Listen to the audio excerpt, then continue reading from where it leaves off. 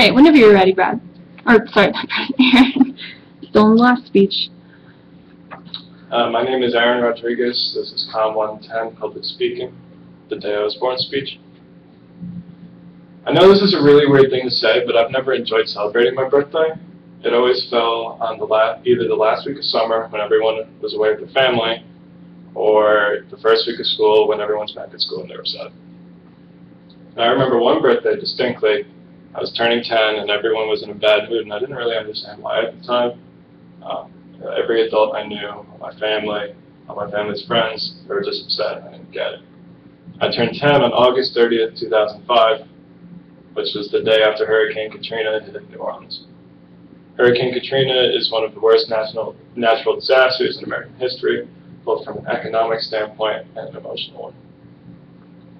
From an economic standpoint, as reported by CNN in 2014, FEMA has reported that Hurricane Katrina was the costliest hurricane in American history, with damages totaling $108 billion.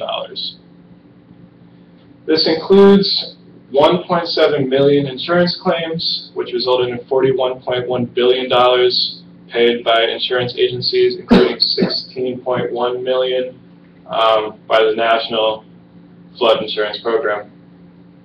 Furthermore, New Orleans, one of our biggest and most cultural cities, was decimated.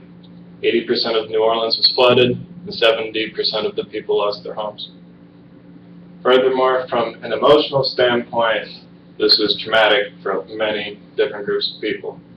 1,833 people died, 1,833 families lost someone close to them. Furthermore, 270,000 people were left homeless. This not only affected the victims, but it also affected the relief people. As reported in Forensics, which was published in 2006, Barbara Needell reported her time as a mortuary in the areas affected by Hurricane Katrina. And she talks about how when she got there, all she was given was a cot, a blanket, and a blow-up pillow, and she was left to go find housing on her own. And she and 15 other women lived in an abandoned classroom in a school. And when she went to work every day, she would go see hundreds of dead bodies, and she couldn't even recognize their genders. She was quoted as saying they looked like aliens. This emotional trauma combines with the economic one for this country to be a horrific event in American history. As I mentioned, the economic hardship caused by this event, including the amount of money paid by the federal government and insurance